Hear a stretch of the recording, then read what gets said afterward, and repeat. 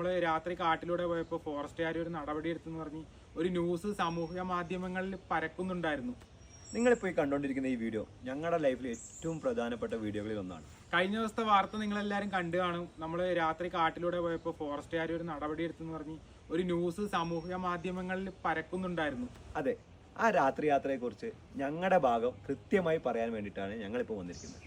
സംഭവം എന്താണെന്നല്ലേ, അതിനു മുമ്പ് എന്നെ പിന്തുണച്ച എല്ലാ മീഡിയകളോടും എന്നെ ഒരു ഇൻഫ്ലുവൻസറാക്കിയും യൂട്യൂബറാക്കിയും മാറ്റിയ എല്ലാ വാർത്താ മാധ്യമങ്ങളോടും ഞാൻ നന്ദി പറയുന്നു.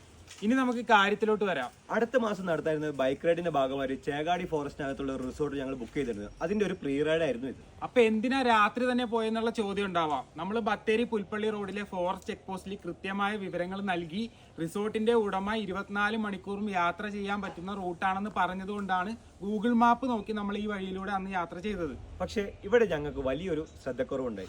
ഡിപ്പാർട്ട്മെന്റ് സേഫ്റ്റിക്കായി സ്ഥാപിച്ച ഫെൻസിംഗ് മാറ്റാനുള്ള കൃത്യമായ അനുമതി ഞങ്ങളുടെ കയ്യിലുണ്ടായിരുന്നില്ല. പക്ഷേ റിസോർട്ട് ഉടമ പറഞ്ഞ പ്രകാരമാണ് നമ്മൾ ഇലക്ട്രിക് ഫെൻസ് മാറ്റി ആ സമയത്ത് റിസോർട്ടിലേക്ക് യാത്ര ചെയ്തത്. ഇതിനെയാണ് അതിക്രമിച്ച് കയറി എന്നുള്ള വാർത്ത വന്നത്. 8 മില്യൺ ആളുകൾ കണ്ട ഈ വീഡിയോ ഒരു സാഹസിക യാത്രയായി കണ്ട് നാളെ ആരും ഈ തെറ്റ് ആവർത്തിക്കാതിരിക്കാൻ കൂടി വേണ്ടിയാണ് ഡിപ്പാർട്ട്മെന്റ് ഈ നടപടി എടുത്തത്. ഈ നടപടിയെ ഞങ്ങൾ മാതൃകാപരമായി ബഹുമാനിക്കുന്നുമുണ്ട്.